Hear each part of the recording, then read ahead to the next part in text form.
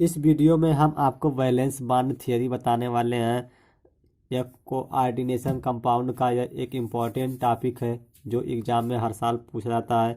तो सबसे पहले जानिए कि वैलेंस बॉन्ड थियरी क्या है। इसको शॉर्ट में हम वीबीटी भी कहते हैं। तो पहले जानिए वैलेंस बॉन्ड थियरी क्यों आई, किसने इसको डेवलप किया, जानिए पहले। Valence bond theory was developed by Linus Pauling. Linus Pauling ने वैलेंस बॉन्ड थियरी को सबसे पहले डेवलप किया था। To explain the nature of metal ligand bonding in complex. Complex compound में मेटल और लिगेंड के जो बॉन्डिंग होती है, यह उस बॉन्डिंग को एक्सप्लेन कर देती है यह theory. Valence bond theory metal और कॉम्प्लेक्स कंपाउंड में मेटल और लिगेंड के बीच जो बॉन्डिंग होती है उसको यह थियरी इजीली एक्सप्लेन कर देती है। This theory explain about hybridization, geometry and magnetic properties of complex compound. यह थियरी मतलब valence bond theory complex compound का hybridization, geometry and magnetic properties बताने में सक्सेस है।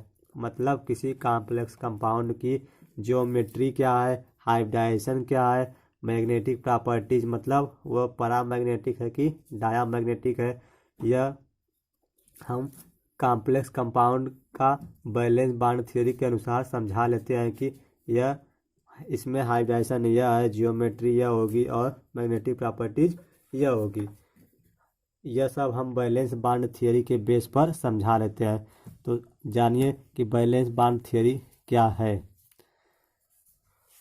तो according to valence bond theory मतलब VBT, the bonding in metal complexes arises when a filled ligand orbital containing a pair of electron overlaps with a vacant hybrid orbital on the metal or metal ion मतलब metal atom या metal ion to form a coordinate bond. देखिए the bonding in metal complexes arises. Metal complex में bonding कब arises होती है, जब ligand का filled orbital में दो पेयर ऑफ इलेक्ट्रॉन होते हैं, वह मेटल के वैकेंट हाइब्रिड ऑर्बिटल से ओवरलैप करके एक कोऑर्डिनेट बॉन्ड बनाते हैं। देखिए हम आपको एग्जांपल समझाते हैं। यह आपका देखिए कोई मेटल है, यह मेटल है, मेटल का यह वैकेंट हाइब्रिड ऑर्बिटल है, मेटल का यह हाइब्रिड ऑर्बिटल है। यह इम्पटी है मतलब वैकेंट हाइब्रिड ऑर्बिटल है। और यह लिगेंड है आपका। लिगेंड हमने बताया कि लिगेंड में field ligand orbital containing A pair of electron, और जो लिगेंड होता है उसमें पेयर ऑफ इलेक्ट्रॉन होते हैं मतलब दो इलेक्ट्रॉन इसमें फील्ड होते हैं, दो इलेक्ट्रॉन रहते हैं। और यही यही जो वाला दो इलेक्ट्रॉन है यह मेटल के वैकेंट इम्पटी ऑर्बिटल से ओवरलैप करके कोऑर्डिनेट बॉन्ड बनाते हैं। देखिए जब यह ओवरलैप करेंगे तो यह मेटल है, यह ओवरलैप करके लिगेंड के ऑर्बिटल से ओवरलैप करके एक कोऑर्डिनेट बॉन्ड बनाएगा। और यहाँ पर यह इस अपना इलेक्ट्रॉन डोनेट किया, यहाँ पर दोनों इलेक्ट्रॉन आ जाएंगे और यह इसका है। आपको बुक में ऐसे भी लिखा हुआ है, यह आपका मेटल है, यह लिगेंड है, इसको डायरेक्ट ऐसे कर दिया है और इसमें दो इलेक्ट्रॉन यह ओवरलैप कर दिए और इसके यह ऑर्बिटल और यह जो यह लिगेंड ने अपना दोनों इलेक्ट्रॉन डोनेट किया। आप जानते हैं जब दोनों अपना इलेक्ट्रॉन, जब कोई एटम दोनों अपना इलेक्ट्रॉन देता है तब उससे कोऑर्डिनेट बॉन्ड बनता है। तो जो बॉन्ड बनता है वह मेटल की तरफ कोऑर्डिनेट बॉन्ड बनता है, क्योंकि लिगेंड ने अपना इलेक्ट्रॉन दिया तो जो इसका एरो होगा वह मेटल की तरफ। आप यहाँ पर लिखिए यह मेटल का vacant hybrid orbital, vacant hybrid orbital of metal, orbital of metal. और यह लिगेंड का filled orbital of ligand, filled orbital of ligand, ligand. देखिए लिगेंड में यह दो पेयर इलेक्ट्रॉन है, या मेटल से ओवरलैप करके यहाँ पर कोऑर्डिनेट बॉन्ड बनाते हैं। तो आप यहाँ पर लिखेंगे कोऑर्डिनेट बॉन्ड, कोऑर्डिनेट बॉन्ड। इसको हम जो बैलेंस बॉन्ड थ्योरी है वह एज्यूम करती है कि मेटल और लिगेंड के बीच जो होता है वह प्योरली कोवैलेंट बॉन्ड होता है। आप बुक में देखेंगे तो इस तरह लिखा है, लेकिन जो बैलेंस बॉन्ड थ्योरी है वह जनरली एज्यूम की कि इनके बीच जो है जनरली कोवैलेंट बॉन्ड है।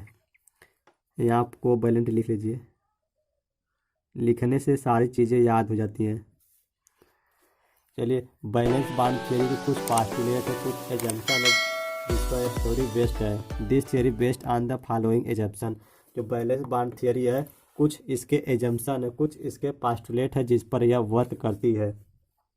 तो कौन कौन से इसके पास्टुलेट हैं जिस पर यह वर्क करती है? पहला पास्टुलेट है इसका the metal atom over ion. वह मेटल एटम भी हो सकता है, वह आयन भी हो सकता है। In the complex makes hybrid orbital according to the number of ligand. जो आपका सेंट्रल मेटल एटम होगा या मेटल या आयन होगा वह हाइब्रिड ऑर्बिटल बनाएगा कितना? जितना लिगेंड होंगे। मतलब कि central metal ion in the complex makes hybrid orbital according to the number of ligand. यदि नंबर ऑफ लिगेंड 4 है, यदि नंबर ऑफ लिगेंड 4 है, लिगेंड 4 है, तब क्या जो सेंट्रल मेटल एटम होगा वह 4 हाइब्रिड ऑर्बिटल बनाएगा। अब वह कोई भी यस ऑर्बिटल हो सकता है, पी ऑर्बिटल हो सकता है, डी ऑर्बिटल हो सकता है, कोई भी ऑर्बिटल हो सकता है। यह यस ऑर्बिटल, यह पी और यह डी। यह s orbital, p orbital, D orbital, कोई भी ऑर्बिटल हो सकता है। यदि यदि यह 4 लिगेंड हैं तो central metal atom 4 hybrid orbital बनाएगा, 1 2 3 4। अब ऐसा नहीं कि यस P3 होगा, यहाँ पर यह यहाँ से भी यस P3D कोई भी ऑर्बिटल हो सकता है।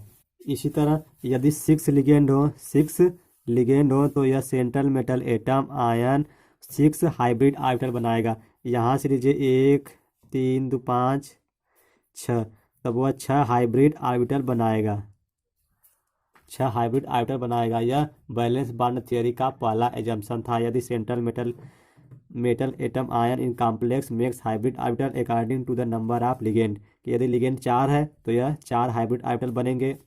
यदि लिगेंड 6 है, जनरली आपके कॉम्प्लेक्स कंपाउंड में 4 और 6 लिगेंड होते हैं, तो 6 लिगेंड रहेंगे तो 6 हाइब्रिड ऑर्बिटल बनेंगे। चलिए, दूसरा इसका एजम्पशन क्या है? इसका जो दूसरा पास्टुलेट है वह है कि the vacant hybrid orbital of the central metal atom कहिए चाहे metal atom over ion overlap with the filled orbital of the ligand and form A covalent bond. यह तो आपको बताएं कि जो सेंट्रल मेटल एटम है, कहने का मतलब जो मेटल है उसका वैकेंट हाइब्रिड ऑर्बिटल यह है, यह वाला फील्ड रहता है, यह वैकेंट हाइब्रिड ऑर्बिटल है। आप यहाँ पर लिखें vacant hybrid orbital of metal, ऐसे आप लिख लेंगे तो आपको बराबर याद रहेगा। यह vacant hybrid orbital of metal है।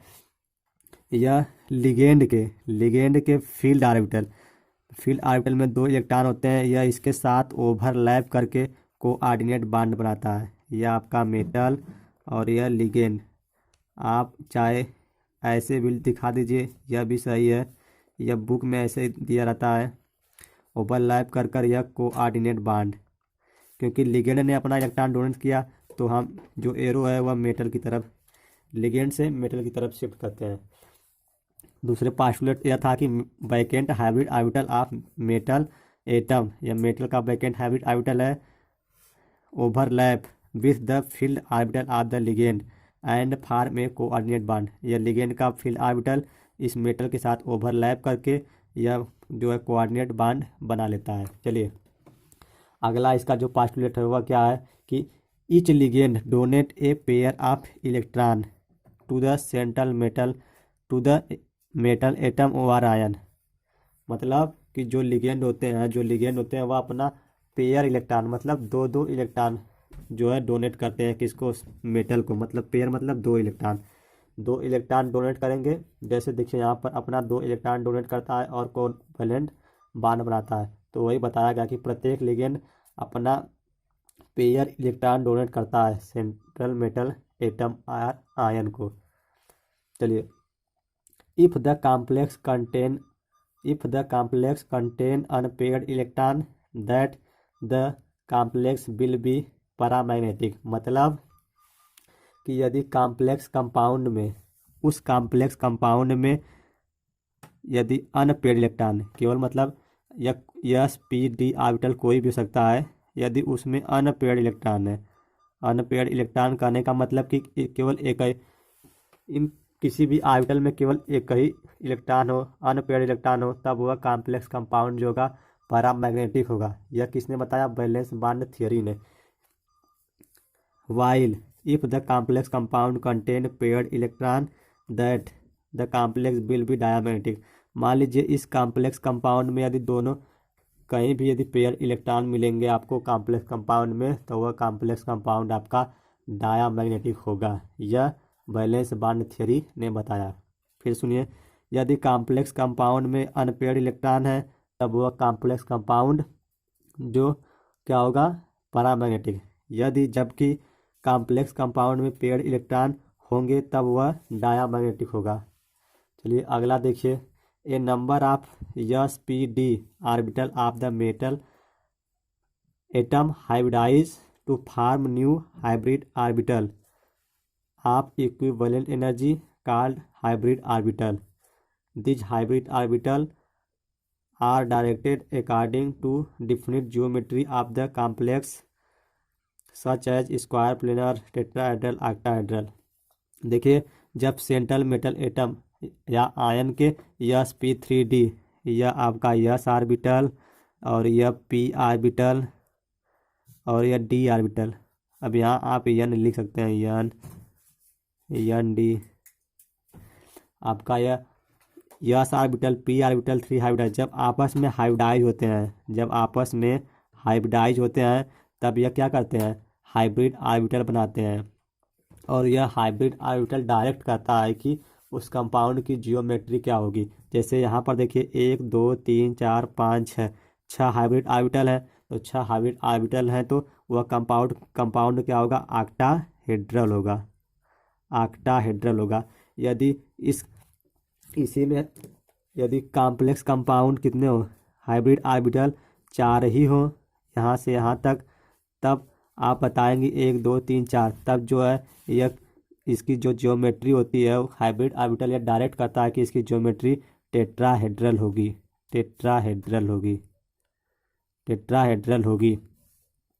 और स्क्वायर प्लेनर अभी हम आपको बता रहे हैं कैसे होगा, कब होगा। चलिए, इसका अगला जो पास्टुलेट है या आपका लास्ट पास्टुलेट है इसका, the d orbital involve in the hybridisation में be either inner n-1 d orbital और आउटर n डी ऑर्बिटल। मतलब देखिए आपका हाइब्रिडाइजेशन में यह जैसे आपका यह 3D भी आ सकता है, 1 2 3 4 3D के बाद 4s के बाद 4p के बाद 4D, 1 2 3 4 5, ये आपका 4D। देखिए अब यहाँ पर कन्फ्यूजन हो जाएगी कि हम हाइब्रिडाइजेशन में कौन ऑर्बिटल यूज करेंगे और हाइब्रिडेशन क्या होगा। यदि देखिए हाइब्रिडाइजेशन में हम इनर वाला, इसको हम इनर ऑर्बिटल कहते हैं, इनर ऑर्बिटल, और इसको आउटर ऑर्बिटल। यदि हम हाइब्रिडाइजेशन में यह वाला डी ऑर्बिटल यूज करेंगे, डी ऑर्बिटल यूज करेंगे तब हम इसको कहेंगे कि डी, क्योंकि डी पहले आ रहा है, डी यस। यदि इसमें पी ऑर्बिटल इन्वॉल्व है तो डी यस पी 3, ऐसे हम यूज करेंगे। यदि जैसे यह वाला डी ऑर्बिटल आपका इसमें इन्वॉल्व ना हो, केवल एक डी ऑर्बिटल हो और एक यस 3p और एक डी, तो आप यहाँ पर पहले यस है तो यस, फिर p है तो 3p और d का एक ऑर्बिटल है तो d, sp3d। मतलब यदि d ऑर्बिटल पहले है तो हाइब्रिडाइजेशन पहले dsp3 होगा और डी ऑर्बिटल यदि हम आउटर वाला यूज कर रहे हैं तो sp3d, मतलब डी तब बाद में लिखेंगे। यहीं पर एक बात और, यदि स्क्वायर प्लेनर मतलब जैसे कि आपका कोई स्क्वायर प्लेनर कॉम्प्लेक्स कब बनेगा, यहाँ पर हमने आपको बताया ना स्क्वायर प्लेनर कॉम्प्लेक्स, वह यहाँ से आप समझ जाएंगे। मान लीजिए यह कोई डी आर्बिटल है और यह यस आर्बिटल और यह पी आर्बिटल है, पी यस और डी। यदि देखिए हम हाइब्रिडाइजेशन में जैसे 1 2 3 यहाँ से हम यहाँ तक ले, एक डी एक यस और 3 पी आर्बिटल, तो जो यदि हम अंदर वाला आर्बिटल यूज करेंगे डी यस p3, एक यस 3 पी आर्बिटल sp3। कहने का मतलब यदि जब हम अंदर वाला आर्बिटल यूज करेंगे तब जो हाइब्रिडाइजेशन होगा वह dsp3 होगा और इसकी जो जियोमेट्री होगी वह स्क्वायर प्लेनर होगी। और जब यदि यह वाला ना यूज होकर आगे वाला यूज करेंगे हम डी ऑर्बिटल, इसके बाद जो आएगा 4d वाला उसको यूज करेंगे, तब हमारा हाइब्रिडाइजेशन sp3 बाद में तब डी लिखेंगे, डी पहले नहीं लिखेंगे। यदि हम अंदर वाला डी ऑर्बिटल यूज करेंगे तो dsp3 और इसकी ज्योमेट्री स्क्वायर प्लेनर और यदि बाद में हम डी ऑर्बिटल यदि बाद वाला यूज़ करेंगे तब उसकी ज्योमेट्री टेट्राहेड्रल होगी। चलिए, यदि आपको ये वीडियो पसंद आया हो तो आप एक बार लाइक कर दीजिए और चैनल पर नए सब्सक्राइब कर लीजिए ऐसी वीडियो